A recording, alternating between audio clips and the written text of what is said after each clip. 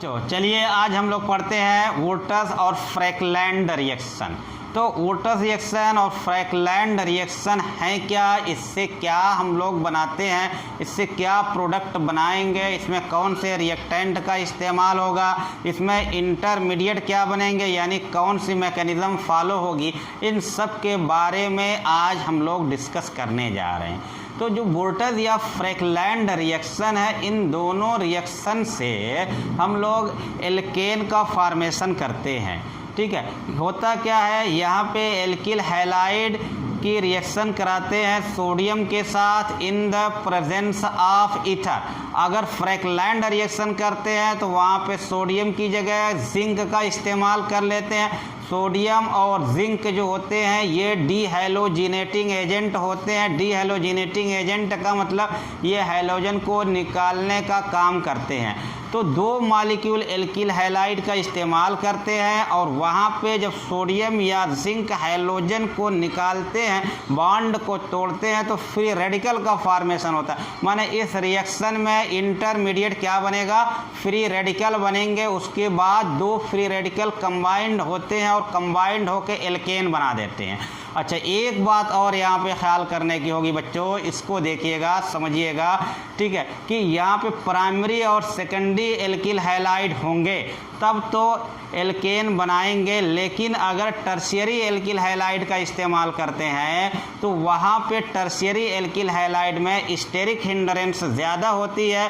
तो जो free radical tertiary अगर बन रहे हैं तो फिर वो आपस में कंबाइंड नहीं हो पाते, यानी कि एल्केन नहीं बना पाते। तो इसलिए यहाँ पे फ्री रेडिकल मैकेनिज्म फॉलो नहीं हो पाती है। तो टर्शियरी एल्किल हैलाइड का जब इस्तेमाल करते हैं तो वहाँ पे डीहैलोजिनेशन नहीं होता है, बल्कि डीहाइड्रोहैलोजिनेशन हो जाता है और एल्केन के बजाय एल्कीन का फॉर्मेशन हो जाता है। तो प्राइमरी और सेकेंडरी एल्किल हैलाइड सोडियम या जिंक के साथ ईथर की प्रेजेंस में रिएक्शन करके एल्केन का फॉर्मेशन करते हैं, जबकि टर्शियरी एल्किल हैलाइड एल्कीन का फॉर्मेशन करते हैं due to greater steric hindrance. और रिएक्शन क्या होता है, डीहाइड्रोहैलोजिनेशन, माने वहाँ पे हाइड्रोजन और हैलोजन दोनों रिमूव हुआ करते हैं। तो देखिए है क्या कि फ्रैकलैंड या वोल्ट्स रिएक्शन क्या होता है, reaction of alkyl halide with sodium in the presence of ether, और इसमें एल्केन का फॉर्मेशन होता है, इंटरमीडिएट फ्री रेडिकल बनता है। प्राइमरी और सेकेंडरी अगर एल्किल हैलाइड है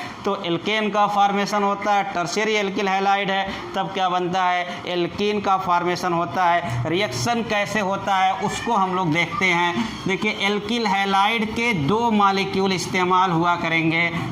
ठीक है, तो दो मॉलिक्यूल एल्किल हैलाइड, जैसे एक एल्किल हैलाइड दूसरा एल्किल हैलाइड का मॉलिक्यूल सोडियम लिया और यहाँ पे ईथर या जिंक, आपने ये ईथर सोडियम लिया या जिंक लिया और ईथर की प्रेजेंस में रिएक्शन करा, यहाँ से ये हैलोजन निकला और देखिए ये आर और आर, ये बॉन्ड बना आर और आर, एल्केन का फॉर्मेशन हो गया।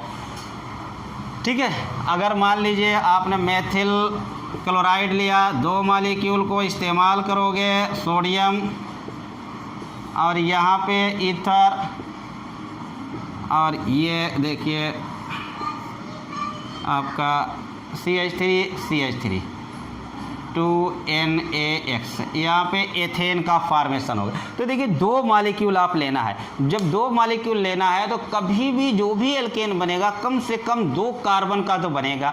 तो क्या इस वोल्ट्स रिएक्शन से या फ्रैकलैंड रिएक्शन से आप मेथेन बना पाओगे? नहीं, इस रिएक्शन से मेथेन नहीं बना पाएंगे। सबसे छोटा कंपाउंड जो है इस रिएक्शन से बनाएंगे, प्रोपेन बनाएंगे। ज़रा सा हम लोग देखते हैं प्राइमरी और सेकेंडरी एल्किल हैलाइड लेके और टर्शियरी एल्किल हैलाइड लेके।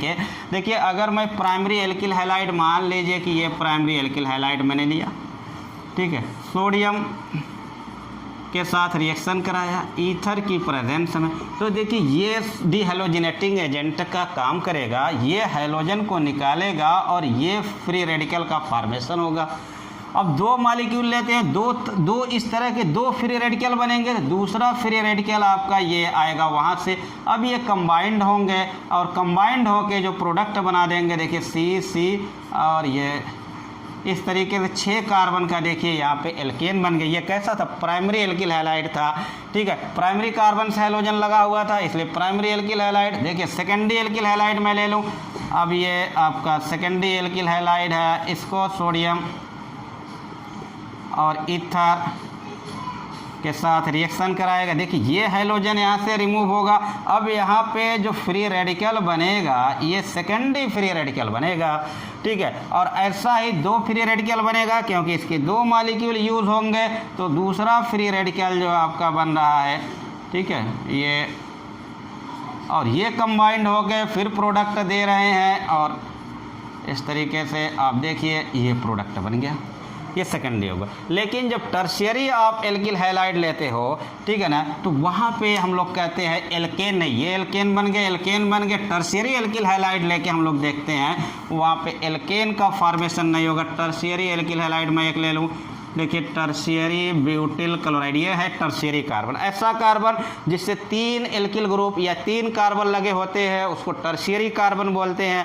अब इससे मैंने हैलोजन लगाया तो ये टर्शियरी हैलोजन या टर्शियरी एल्किल हैलाइड हो गया। अगर OH लगा देता तो टर्शियरी एल्कोहल हो जाता, ठीक है। Cl लगाया टर्शियरी एल्किल क्लोराइड हो गया, ठीक है। तो यहाँ पे मान लीजिए Cl लगा दिया, टर्शियरी एल्किल क्लोराइड हो गया। अब यहाँ पे कहते हैं कि स्टेरिक, अब यहाँ पे अगर हैलोजन निकलता फ्री रेडिकल बनता, ये इतना बड़ा ग्रुप CH3 चारों ओर से CH3 ग्रुप यहाँ पे जोड़े हुए हैं, माने हिंड्रेंस बन रही है, रुकावट बन रही है। ये फ्री रेडिकल एक बल्कि फ्री रेडिकल का फॉर्मेशन और फिर उनको कंबाइंड होना, जोड़ना मुश्किल हो रहा था, इसलिए ये प्रोडक्ट बनना मुश्किल हो रहा था। तब ऐसी कंडीशन में क्या होता है, ये टर्शियरी एल्किल हैलाइड में हैलोजन भी निकलता है और एक हाइड्रोजन भी निकलता है, माने यहाँ पे ये क्या होता है डिहाइड्रो हैलोजिनेशन, माने हाइड्रोजन भी निकल रही है और हैलोजन भी निकल रही है, ठीक है। और इस तरीके से आपका जो प्रोडक्ट बन रहा है वो एल्कीन बन रहा है प्लस HCl, ठीक है।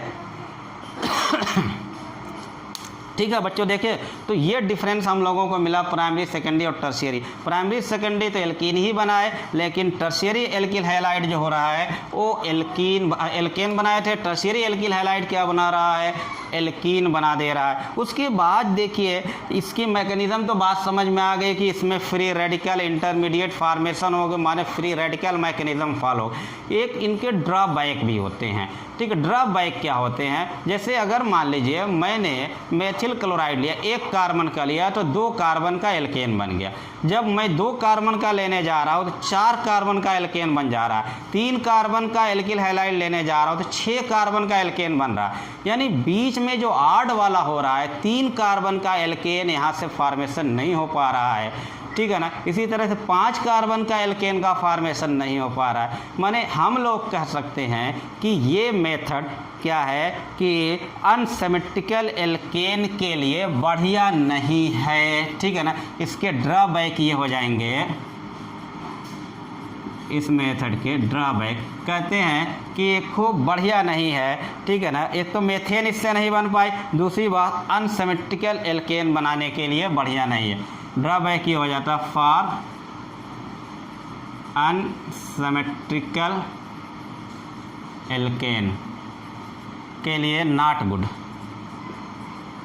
ये अनसिमेट्रिकल एल्केन बनाने के लिए बढ़िया नहीं, मेथेन नहीं बना सकते। अनसिमेट्रिकल एल्केन बनेगा तो ज़रूर, लेकिन जब भी अनसिमेट्रिकल एल्केन बनेगा तो उसके साथ मिक्सचर्स बनेंगे, 3 डिफरेंट एल्केन के मिक्सचर्स बनेंगे और सब एल्केन होंगे, सबकी प्रॉपर्टीज मिलती जुलती होंगी और उनको सेपरेट करना बहुत बहुत मुश्किल हो जाएगा। तो इसीलिए कहते हैं कि अनसिमेट्रिकल एल्केन बनाने के लिए ये गुड मेथड नहीं है। जैसे हम लोग देखते हैं जब भी अनसिमेट्रिकल एल्केन आपको बनाना होगा तो एल्किल हैलाइड के जो 2 मॉलिक्यूल आप इस्तेमाल कर रहे हैं वो दोनों डिफरेंट होंगे, सेम नहीं होंगे।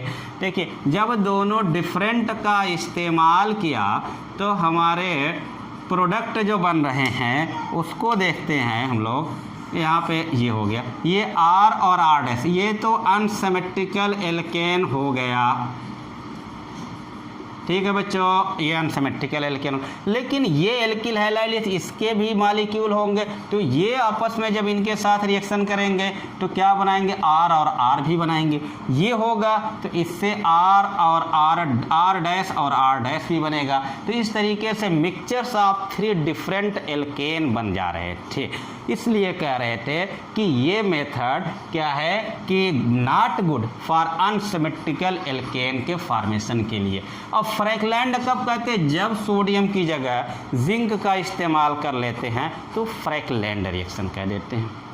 अच्छा, थोड़ी सी बात मैं इसमें और जोड़ रहा हूँ कि वोट्स रिएक्शन कहा गया, अगर यहाँ पे एल्किल हैलाइड की जगह एरिल हैलाइड का इस्तेमाल करोगे तब उसको आप फिटिग रिएक्शन का नाम दे देते हो। देखिए एल्किल हैलाइड, देखिए फिटिग, ये फिटिग रिएक्शन कब बोल दोगे, एल्किल हैलाइड की जगह क्या हो जाएगा, एरिल हैलाइड। एरिल हैलाइड माने ARX के 2 मॉलिक्यूल, फिर ऐसे ही पूरी प्रोसेस सोडियम ईथर और ये रिमूव हुआ और यहाँ पे AR और AR डाइफेनिल बन गया। जैसे मान लीजिए बेंजीन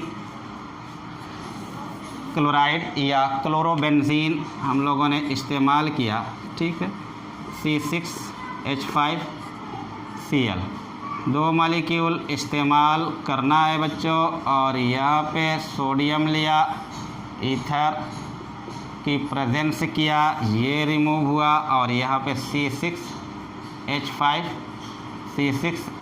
डाइफेनिल का फॉर्मेशन हुआ और सोडियम हैलाइड बना। तो इस रिएक्शन को फिटिग रिएक्शन कहते हैं।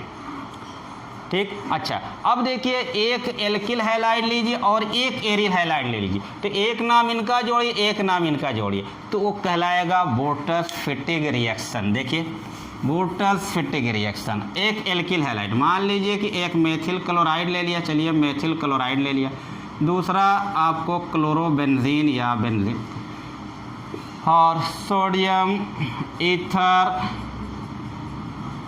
ठीक, ये रिमूव किया, ये आया C6H5CH3 या इसी को हम लोग क्या कर सकते हैं, ये बेंजीन रिंग और इस पर CH3 लगा, क्या बना, टाइलवीन बना।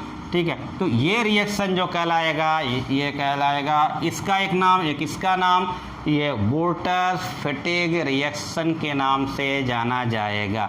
तो इस तरीके से बच्चों आप लोगों ने आज Wurtz reaction, Frankland reaction, Wurtz Fittig reaction के बारे में सीखा। ठीक है, इसके खास जो पॉइंट थे, यहाँ पे मैकेनिज्म क्या थी, फ्री रेडिकल का इस्तेमाल हुआ था, फॉर्मेशन एल्केन का हो रहा था, रिएक्टेंट एल्किल हैलाइड का इस्तेमाल कर रहे थे, प्राइमरी और सेकेंडरी एल्किल हैलाइड तो एल्केन दे रहे थे, लेकिन टर्शियरी एल्किल हैलाइड एल्केन न दे के एल्कीन दे रहा था। That is all complete.